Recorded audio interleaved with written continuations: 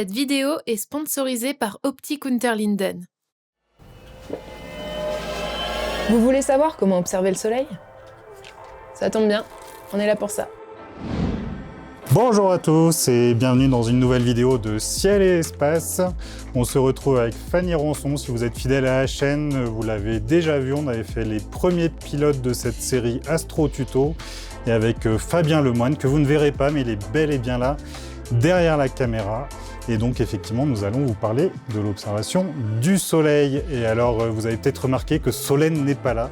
Solène a été admise à l'ESJ de Lille, qui est une belle école de journalisme. Donc, bravo Solène! Et du coup, elle n'a plus le temps de faire des astro-tutos, mais on lui souhaite de passer de bonnes études à Lille et on la retrouvera peut-être plus tard. On verra qui c'est. Des bisous Solène!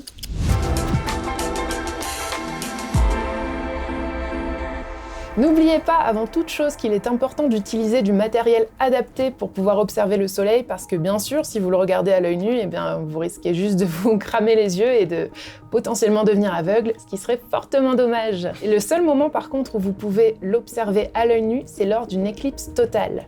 D'ailleurs, en parlant de ça, où sommes-nous, Jean-Luc? Dans la salle de contrôle du coronographe de l'Observatoire du Pic du Midi. Et le coronographe, c'est justement un instrument qui permet de reproduire ces éclipses totales de soleil.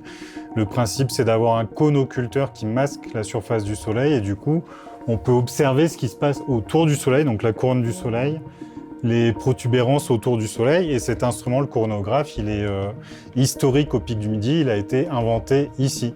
Et après, c'est un instrument qui est quand même très particulier dans la mesure où c'est pas vraiment du matériel amateur. Donc c'est une façon d'observer le soleil, mais nous, on va aborder les façons plutôt adaptées aux astronomes amateurs et effectivement la façon d'observer le soleil en toute sécurité sans se brûler les yeux. Sachant que le problème du soleil, quand on l'observe, si on brûle les yeux, notre rétine n'a pas de nerfs de douleur, donc on peut se brûler les yeux sans même s'en rendre compte. Voilà, super. Quand je disais qu'on pouvait regarder une éclipse totale à l'œil nu, je parle bien d'une éclipse totale. Parce que pour les éclipses partielles, là, il faut s'équiper. Donc on a par exemple les lunettes à éclipse avec le polymère noir, ou parfois aussi on va retrouver des lunettes avec du mylar, et puis on a d'autres petits outils. On retrouve aussi des lunettes adaptées avec des verres de soudeur. Donc là, c'est vraiment, là en l'occurrence, c'est un vis-éclipse, c'est un support qui a été fait spécialement pour l'astronomie. Mais en l'occurrence, à l'intérieur, c'est vraiment un bout de verre pour souder. Donc on peut se procurer soit un vis-éclipse, ou alors on peut même aller dans un magasin de bricolage et acheter un verre de soudeur, ça marche. Le seul truc important, c'est qu'il y a différents grades de verre de soudeur et il faut prendre du grade 14. Et pour fixer l'ordre de grandeur, en fait, de ces différents types de verres, on laisse passer de l'ordre de 1/100 millième de la lumière du soleil. Donc c'est beaucoup plus fort qu'une paire de lunettes normales. Et surtout, dans tous ces filtres différents, ce qui est important, c'est qu'on va bloquer les infrarouges qui seraient susceptibles de nous chauffer la rétine et encore évidemment plus important, les UV qui eux seraient vraiment capables de brûler la rétine. Donc c'est vraiment ces rayonnements qu'il faut absolument couper. Et puis évidemment, il faut diminuer la luminosité du soleil pour avoir une vision confortable. Et puis même la lumière blanche, si on avait trop, ça abîmerait la rétine, bien entendu. Parce que ça, on peut les utiliser pendant une éclipse partielle, mais est-ce qu'on peut les utiliser aussi pour le soleil de plein après-midi tous les jours, ou là ça commence quand même à être dangereux malgré tout? Évidemment, il ne faut pas hésiter à utiliser ce genre de dispositif pour regarder le soleil au jour le jour. Et de temps en temps, il y a une tache solaire qui est suffisamment grande pour qu'on puisse la voir sans télescope. Donc c'est un truc intéressant à surveiller. Et si on veut, sans aller dehors, savoir ce qui se passe sur le soleil, on peut aller sur le site de SOHO, qui est une sonde européenne qui observe le soleil. Elle est assez vieille, elle a été lancée en 95 et elle marche encore. Il y a aussi l'observatoire SDO de la NASA qui lui fait des images du soleil, donc on peut voir un peu s'il y a de l'activité ou pas sur le soleil. Et en dehors des éclipses, pour être complet, le moment où éventuellement on peut regarder le soleil sans protection, c'est lorsque le soleil se couche. Et quand je dis que lorsque le soleil se couche, c'est vraiment quand il est vraiment bas, quasiment au point d'aller toucher l'horizon.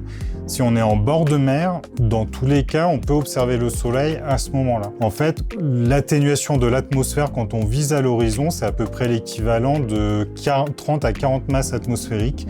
Donc on a tout un tas de poussières dans l'atmosphère qui vont totalement bloquer les ultraviolets, particulièrement dangereux. Donc, qui font office de filtre. Voilà, et en fait on le voit, de toute façon un soleil se couche, il est rouge, on le voit bien qu'il n'est pas lumineux et les ultraviolets ont été vraiment complètement supprimés par l'atmosphère. Donc là, il n'y a pas trop de problème. Si on est en haute montagne, comme ici, là on est à 3000 mètres, là il faut faire attention. L'atténuation de l'atmosphère est à peu près 2 fois moins importante qu'au niveau de la mer.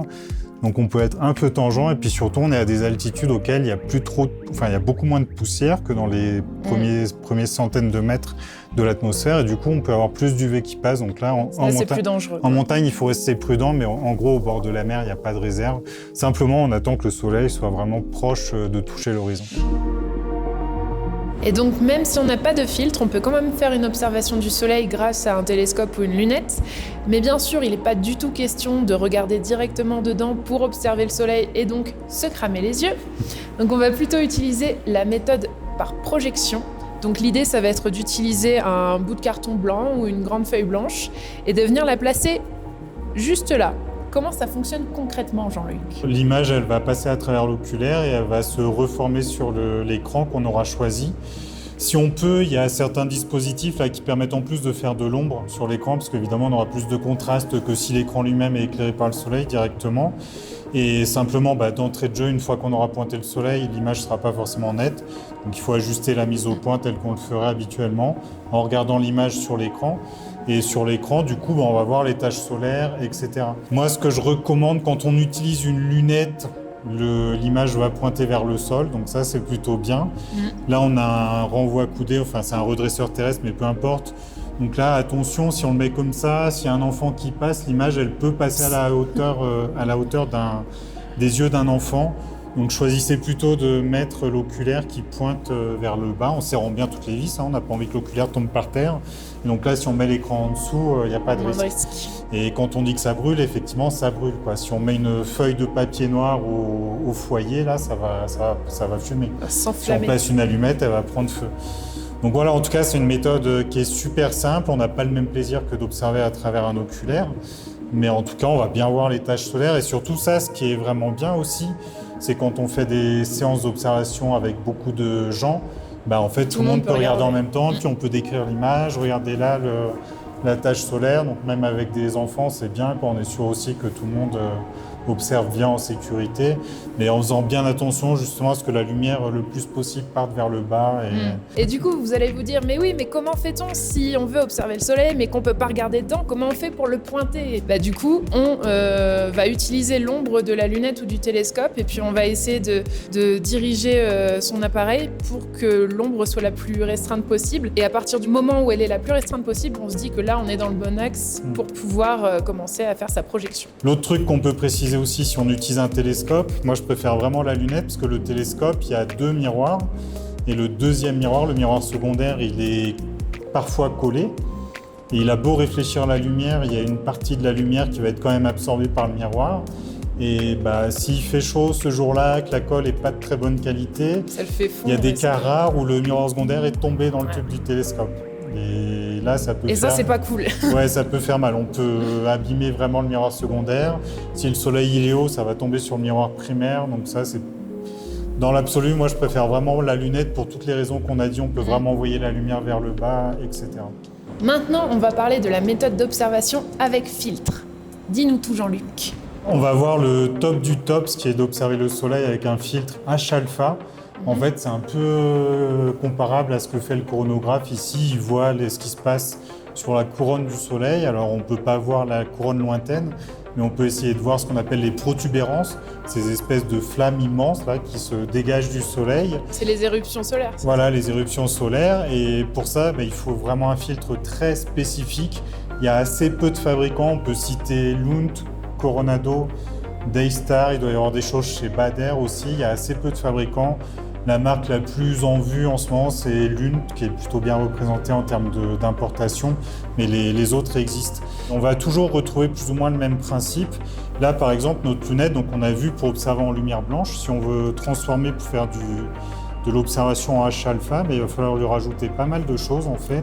La première chose, en fait, à l'entrée, on a ce qu'on appelle un filtre de réjection ou un ERF pour Energy Rejection Filter. Donc c'est un filtre globalement qui est rouge, tout simplement. Et là, l'idée, en fait, avec ce filtre, on va limiter l'énergie qui rentre dans la lunette. Nous, ce qu'on veut observer, c'est l'arrêt de l'hydrogène qui est rouge, très rouge même. Et donc, on va ici enlever déjà en priorité les ultraviolets et les infrarouges. C'est ce qui est potentiellement le plus nocif pour nous en termes d'observation. Et puis, on enlève aussi la lumière verte, la lumière bleue. Du coup, ça va faire moins de chaleur qui rentre à l'intérieur de la lunette. Donc ce filtre-là, lui, va à l'avant de l'instrument. Donc là, du coup, on a enlevé une bonne partie de l'énergie quand même qui rentre dans l'instrument. Et après, alors là, c'est une... On dirait une caméra. Là, en fait, Vieille c'est une caméra. lunette de la marque Coronado. Donc le principe de ces filtres-là, c'est que dans cette partie-là, on a ce qu'on appelle un Fabry-Perot. C'est un système qui fait des interférences. Il y a une autre lumière qui arrive, qui est rouge avec plein de couleurs. Il y a du rouge un peu orange, du rouge proche de l'infrarouge. Cette lumière, elle est découpée en peigne en fait, en longueur d'onde très fine, mais il y a toujours plusieurs couleurs qui passent. Et parmi ces couleurs, quand on règle la bague ici, qui va ajuster l'inclinaison des éléments dans le Fabry-Perot, on va pouvoir se centrer vraiment, centrer l'une des dents de ce peigne sur l'hydrogène. Et donc on va avoir une des dents qui va nous intéresser, qu'on va aller isoler avec un dernier filtre qui est tout petit ici, qui va laisser passer la lumière autour de cette raie d'hydrogène. Ce filtre-là, il est plus large que ce qui a été filtré ici. C'est vraiment juste pour isoler la dent du peigne qui nous intéresse. Il n'y a plus qu'à le monter à l'intérieur de la lunette et là, on est prêt pour observer le soleil et on verra du coup en direct les protubérances du soleil tout autour. Ce qui est intéressant aussi, c'est que les protubérances, quand on les observe, ça peut faire 50 000, 100 000 km et même plus. Ouais. Donc c'est beaucoup plus grand que la Terre. Et ce qui est impressionnant, c'est que si on observe à un moment et qu'on revient 20 minutes, 30 minutes après, ça peut avoir changé de forme, parfois un petit peu, mais parfois beaucoup. Parfois, c'est des phénomènes vraiment super violents. Donc voilà, ce genre de système, c'est vraiment le top du top si on veut observer le soleil. Après, il existe d'autres filtres pour observer d'autres aspects du soleil. Il y a des filtres qui sélectionnent l'arrêt du calcium, qui est plutôt dans le bleu très profond. Là, c'est plus pour faire de la photo, parce qu'on va dans des zones où notre œil est moins sensible. Ce qui apparaît depuis quelques années, c'est le système Solex, fabriqué par Christian Buil. C'est ce qu'on appelle un spectrohéliographe. Et en fait, c'est un instrument qui est génial, parce que ça va permettre d'observer le soleil en sélectionnant une couleur particulière, mais on peut faire ça n'importe où dans le spectre du soleil. Okay. Donc ça veut dire qu'on va pouvoir voir l'arrêt de l'hydrogène si on veut, l'arrêt du calcium si on veut, l'arrêt du fer si on veut, etc. Le seul défaut, en fait, c'est que c'est une méthode en fait, où on fait un spectre, on va balayer le soleil. Donc là, on pourra mettre les liens vers les vidéos qu'a fait Christian Buil pour expliquer le système. C'est un truc qu'on peut acheter en kit, en imprimant soi-même le truc en 3D, ça coûte pas très cher. On peut avoir l'instrument pour 500 € à peu près, je crois. Okay. Donc c'est vraiment pas cher du tout. Le seul défaut, c'est qu'on va pas faire d'observation directe avec un oculaire. On va faire une série de données qui vont être des spectres, qu'on va traiter avec un logiciel qui va reconstruire l'image du soleil en prenant dans chaque spectre la partie qui nous intéresse. Mais en tout cas, on va pouvoir faire exactement la même observation que ça et même avec encore plus de contraste. On peut faire vraiment de très très très belles images. Mais c'est pas la même magie que de le voir vraiment. Oui, voilà, en c'est direct. ça. L'instrument est plus polyvalent, mais là, on a vraiment l'observation à l'oculaire qui est vraiment sympa, quoi. Donc on vient de voir la méthode avec les filtres qui est quand même un peu plus complexe et un petit peu onéreuse. Donc maintenant, on va parler d'une méthode plus accessible et moins chère, de l'astrosolar. Donc ça vient un peu sous forme de rouleau comme ça, et c'est cette jolie matière, qui va nous permettre de pouvoir observer en fait la surface du soleil, qu'on va venir en fait mettre sur son télescope ou sa lunette au niveau vraiment d'ici, qu'on va pouvoir attacher avec des élastiques, un scotch ou un peu un système, le système qu'on veut. Et en fait, ça va vraiment nous permettre de pouvoir observer la surface du soleil. Donc on ne verra pas ce coup-ci les éruptions solaires, mais on va pouvoir observer les taches solaires et aussi la granulation du soleil, les fameux grains de riz comme on les appelle. Et du coup, c'est quand même une méthode qui est plus simple, qui nous permet, bon, même si c'est pas forcément aussi peut-être merveilleux que les autres méthodes, ça permet quand même déjà d'avoir un bon résultat de manière plus simple. Et c'est environ une dizaine d'euros, ça, c'est à peu près ça. Quelques dizaines d'euros. Quelques Après, dizaines c'est Bader qui fabrique ça. Là, il y a différentes tailles. En fait, ça dépend comment on procède. Soit on monte comme ça avec du scotch et on met plusieurs élastiques au cas où il y en a un qui pète. Dans ce cas, la feuille, elle va être pliée et tout, ça va être de l'usage un peu unique. Mais si on a acheté une feuille de grande surface, on va pouvoir découper plusieurs morceaux pour plusieurs usages. Ou alors, si on est bricoleur, on se fait un support qui va pouvoir s'emboîter sur la lunette. En faisant attention que ce soit bien fixé quand même, qu'il n'y ait pas un coup de vent qui puisse enlever le support. Qu'il y ait un rayon qui vienne passer à ce moment-là. Donc il faut être bien bricoleur et faire ça proprement. C'est vraiment une méthode économique. Et c'est complémentaire d'une certaine façon aussi de ce qu'on voit en H-alpha. Parce qu'avec un filtre H-alpha, on voit plein de choses très belles. Mais les taches solaires, on les voit un peu moins en fait. Elles sont moins contrastées. Des fois, on les voit quasiment pas, alors que là, avec ça, on les voit super bien. Et ça, on peut en trouver où ? Ça, tous les revendeurs de matériel spécialisé, ils l'ont.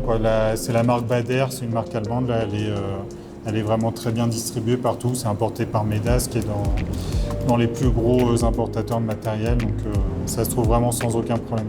Ok. L'astrosolar. Vous connaissez maintenant plusieurs méthodes pour observer le soleil, à savoir aussi qu'il ne faut pas faire tout et n'importe quoi en utilisant des vieilles méthodes de grand-mère qu'on peut trouver ci ou là.